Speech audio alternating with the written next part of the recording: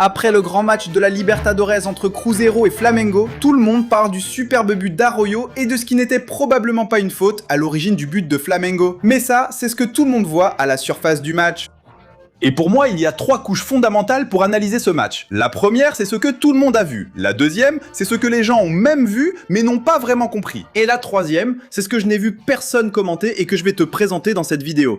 Et ce sont justement des détails comme ceux-là que je vais te montrer qui seront fondamentaux pour le match retour. Allez, viens, je t'explique. Pendant que tout le monde parle des buts, moi je veux parler de leur origine. Et voici le premier dégagement aux 6 mètres du match. Et ceux qui ont regardé ont remarqué que Cruzeiro était acculé, incapable de jouer. L'impression que j'ai entendue de certaines personnes d'ailleurs, c'est que Flamengo semblait avoir un joueur en plus au moment de presser. Et je vais t'expliquer comment cela s'organisait. Cruzeiro effectuait cette sortie de balle et Flamengo plaçait 2 attaquants pour presser dans l'axe. Arrascaeta à droite et Bruno Henrique à gauche. Mais ce n'était pas tout. L'idée principale ici était de voir par où Cruzeiro allait effectuer cette sortie et de fermer le couloir qu'il choisissait. Jette un coup d'œil. Jonathan va jouer ici le 6 mètres vers Otavio. Et généralement, cette passe du défenseur au gardien a pour but de brouiller la lecture du pressing adverse. Si c'est Otavio qui effectue la remise, en jouant par exemple sur Jonathan, il devient très clair que Cruzeiro va sortir le ballon par le côté gauche. Quand Jonathan tire en cherchant le centre, Flamengo ne sait toujours pas s'ils vont sortir par la droite ou par la gauche. Mais Jorginho était un élément clé dans cette phase de pressing du Flamengo.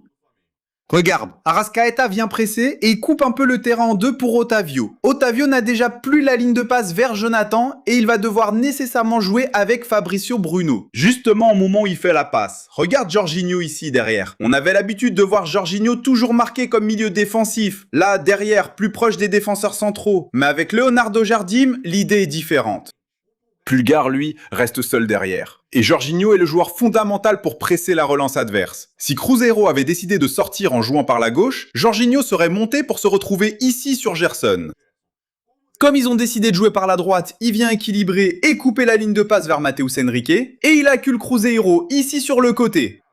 Pour acculer, ce mouvement de Bruno Henrique est fondamental, lui qui a commencé à l'intérieur, coupant la ligne de passe vers les milieux défensifs. Et quand Cruzeiro décide de jouer par la droite, il vient en courant très vite et presse Fabricio Bruno ici sur le côté, qui est forcé de rater cette relance. Le ballon touche même ici Bruno Henrique, touche pour Cruzeiro, mais très proche de sa propre surface. D'ailleurs, on a vu beaucoup d'hypothèses sur pourquoi Jardim a laissé Pedro sur le banc pour choisir Bruno Henrique comme titulaire dans le match le plus important de la saison jusqu'à présent, et c'est ma grande hypothèse. La capacité de pressing de Bruno Henrique, elle est inégalable par rapport à n'importe quel autre attaquant de Flamengo. Et peut-être qu'avec Pedro sur le terrain, il ne serait pas possible d'exécuter ce type de mouvement, tu vois. D'ailleurs, avoir des attaquants qui savent défendre est important non seulement dans le monde réel, mais aussi dans d'autres fantasy games. Il y a une catégorie là-bas qui s'appelle contribution défensive. Et il y a des gens qui ne regardent que les défenseurs qui ont un nombre élevé de contributions défensives. Mais tu as des attaquants qui, en plus d'avoir la possibilité de marquer des buts et de cadrer des tirs, peuvent aussi apporter du marquage, des tacles, des interceptions. Mon ami, ça c'est de l'or pour le fantasy. Si tu sais pas encore de quoi je parle, clique sur cette vidéo qui est ici dans la fiche et je vais aussi la laisser en lien à la fin de cette vidéo pour que tu puisses suivre l'aventure. On est en train de développer notre propre fantasy game, un jeu en ligne où la performance dans la vie réelle impacte le score des joueurs de notre jeu. Ensuite, va voir la vidéo, tu ne le regretteras pas. La sortie de balle du Cruzeiro était encore compliquée par un autre facteur. En plus du fait que Flamengo défendait très bien, et regarde ici comment ça commence. Avec Jorginho sur Gerson.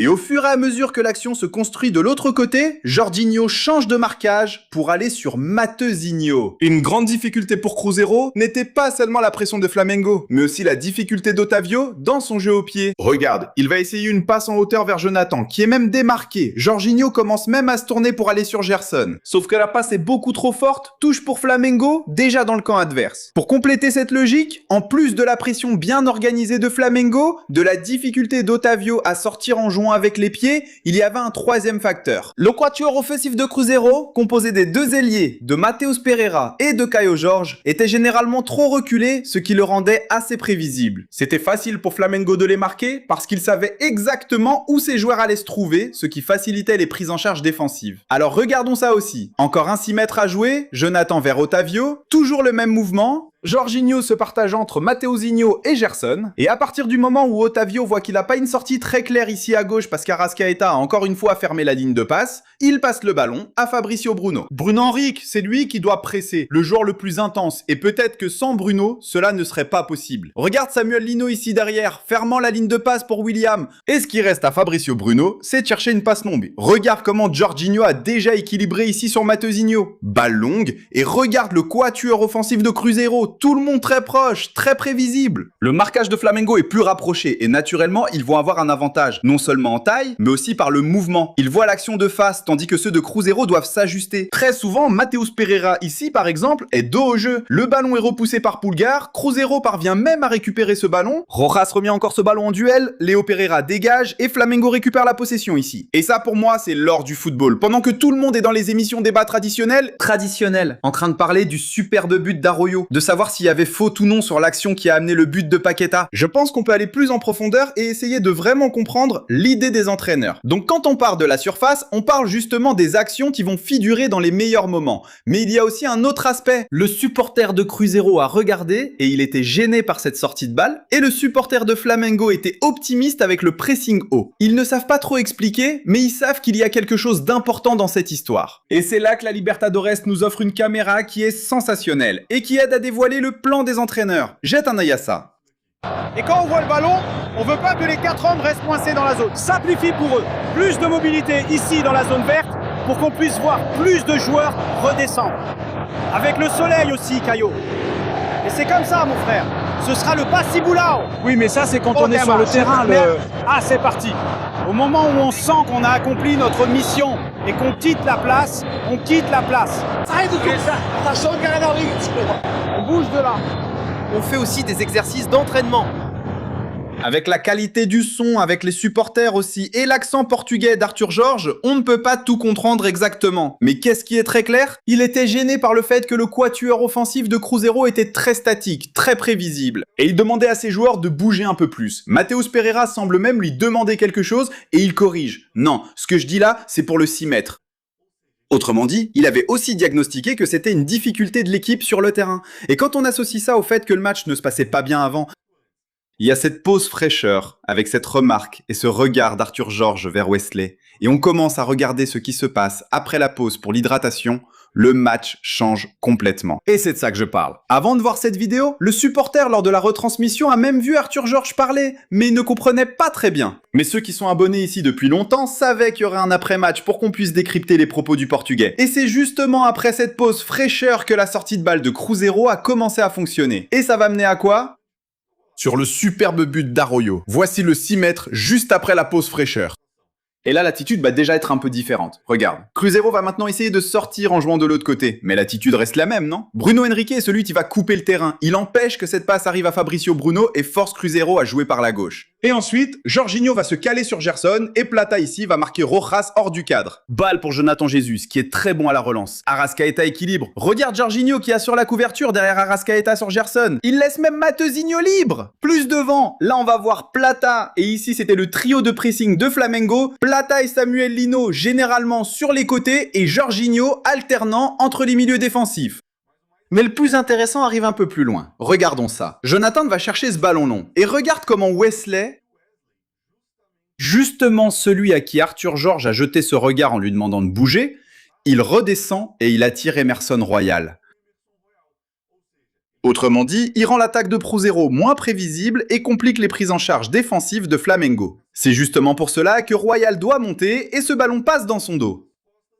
Et à ce moment-là, le ballon passe tout près de son pied, mais justement parce qu'il est monté, il n'arrive pas à l'atteindre. Avec ça, le ballon revient à Caio Jorge, et là, Cruzeiro occupe le camp adverse. Cette action n'aboutit à rien, d'accord? La passe de William pour Arroyo glisse ici, le ballon est disputé et ne donne rien. Flamengo va même récupérer le ballon dans la suite de l'action, mais cela montrait déjà une étincelle, indiquant comment Cruzeiro pourrait gagner du terrain, et surtout surmonter la pression de Flamengo. Parce qu'ensuite, en jouant sans pression, tu arrives à faire circuler le ballon, à avoir un peu plus de calme, et à réussir à créer des actions vraiment précieuse. La deuxième mi-temps commence, les équipes changent de côté, mais la lecture du jeu de Cruzeiro était bien plus précise. Probablement qu'Arthur Jorge a aussi donné quelques détails intéressants à la mi-temps, mais ça, on n'arrive pas à le capter, n'est-ce pas? Malheureusement, on n'a pas encore ces caméras, ou heureusement pour la stratégie des entraîneurs.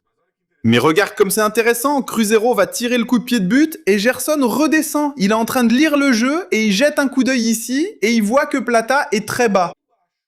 Et là, ça l'alerte peut-être déjà. Surtout parce qu'Emerson Royal, qui avait attaqué, est encore là-haut. Donc il pourrait y avoir une opportunité. Qu'est-ce qui se passe ? Otavio organise le dégagement et Wesley, encore une fois, va offrir de la mobilité. Il sait que Plata devrait marquer ici en haut et il va décrocher. Voyons jusqu'où Plata va me suivre. S'il vient avec moi, parfait, ça laisse de l'espace pour Rojas. S'il ne vient pas avec moi, je reste libre dans son dos puisque Emerson Royal est là-haut. Gerson s'en rend compte, il fait même un petit mouvement de tête ici. Il remarque et oriente. Le côté désorganisé de Flamengo, c'est le côté droit, alors on va faire la sortie de balle par là. Et ici, théoriquement, il y avait même un nouvel ajustement de marquage, non ? Plata ferait le rôle d'Emerson Royal, et Royal, pendant quelques instants, ferait le rôle de Plata. Donc, Plata marque Wesley, et Royal marque Rojas.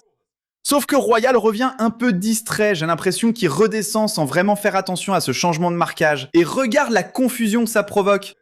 Gerson fait signe à Otavio de jouer le 6 mètres de ce côté, Royal voit que le ballon est parti, et il recule. Gerson ne bouge plus la tête, il remarque et il comprend ce qui se passe à ce moment-là, non ? Les deux marques, Wesley et Rojas, est laissé libre ici. Dans cette confusion de marquage, la passe de Jonathan trouve Wesley qui gagne son duel et obtient un peu plus d'espace. Mais maintenant, on parle d'un 2 contre 1. Royal est en bas et Plata doit courir 2 fois plus contre Wesley et contre Rojas ici. Et là, d'autres détails intéressants commencent à apparaître. À l'intérieur, Mateus Pereira commence à analyser le jeu. Au début, il demande le ballon, en comprenant qu'il aurait une ligne de passe pour construire. Le trio de milieu de Flamengo s'est déplacé du côté du ballon, ce qui va compliquer la défense dans le couloir opposé. Mateus Pereira balaie le jeu du regard et comprend, puis demande la passe en profondeur là-bas. Wesley comprend et renverse le jeu, en cherchant Arroyo pour sauter des étapes. Regarde comment Samuel Lino est venu se recentrer. Ici, ce couloir est déjà encombré parce que Flamengo a dû revenir en urgence. Et qu'est-ce qui libère le couloir opposé ? Renversement de jeu de Wesley pour Arroyo, contrôle du ballon avec le talon. Ici, je trouve ça même assez discutable, d'accord ? Le match était encore à 0-0, je pense que Cruzeiro devait encore chercher un peu plus, mais Arroyo a cette petite touche insolente à lui. Et là, plus important que de transformer ça en une attaque dangereuse, c'est que tout de suite, Cruzeiro obtient une relance débloquée. Il n'est plus pressé à la sortie de balle, il a déjà gagné du terrain, et maintenant il va pouvoir entrer dans sa meilleure phase offensive.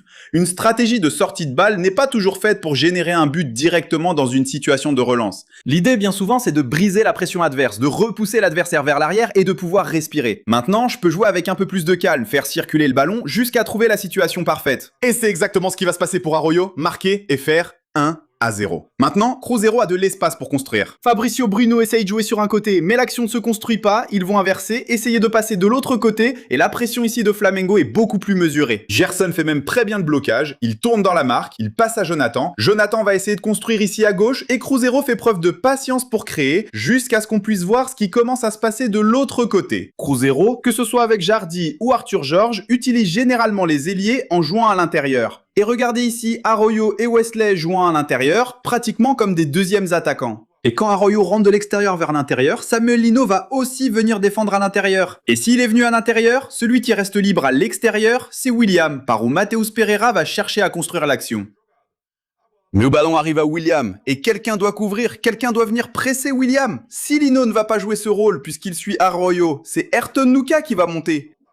Et si Ayrton Lucas monte, ça crée un effet domino. S'il quitte son espace, il y aura probablement de l'espace dans son dos. Et c'est là qu'Arroyo va chercher à attaquer, dans le dos d'Ayrton Lucas. Il y a encore un détail intéressant. Dès que le ballon arrive à William, regarde comment Léo Pereira essaie de jouer le hors-jeu. Il fait un petit pas en arrière ici, essayant de laisser Arroyo hors-jeu. Sauf que dans son dos, aussi bien Léo Ortiz qu'Emerson Royal le remettent totalement en jeu. Justement dans ce scénario, la passe de William pour Arroyo attaquer et le reste ici, il n'y a pas vraiment d'analyse à faire. Là, c'est vraiment de la magie. Il élimine Samuel Lino, il ouvre l'espace même sans angle, avec une chance sur deux de marquer, il termine très bien de l'autre côté et inscrit le but du 1-0. Curieusement, le but de Flamengo ensuite arrive presque comme une fatalité, n'est-ce pas ? Une faute qui pour moi n'en était pas une, et en plus il donne un carton jaune à Fabricio Bruno. Il tire le ballon dans la surface et ce n'était pas une action qui avait été construite tout au long du match, c'était presque une action occasionnelle. Et cela ne veut pas dire que Flamengo a mal joué, cela veut juste dire que le but n'a pas coïncidé avec les manières dont Flamengo a le plus construit. Si Flamengo par exemple avait pressé haut, récupéré le ballon et marqué le but, là oui, on aurait eu une séquence logique pour arriver au but de Flamengo. Mais mon point principal ici n'est même pas de te montrer ça, c'est juste qu'il y a une dimension du jeu que tout le monde a vue, qui est le but. Une que les gens ont vue, mais n'ont pas comprise, qui est Arthur Georges, en train de parler à ses joueurs, où la difficulté de Cruzeiro à relancer sur 6 mètres et le bon pressing de Flamengo. Et il y a une troisième dimension, qui est là où tout se connecte. Mais il faut aussi montrer que cela sera très important pour le match retour. S'il y a eu 1-1 au Mineirão, c'est certain qu'au Maracanã, Flamengo va chercher à répéter la stratégie de presser haut et il est probable que Bruno Henrique soit titulaire une fois de plus. Mais en essayant de corriger ces espaces que Cruzeiro a fini par laisser. Ce sera certainement un grand match et bien sûr, on aura aussi l'après-match ici sur Futebol Maximo. On se retrouve là-bas et je laisse ce lien ici pour que tu puisses en savoir un peu plus sur notre fantaisie.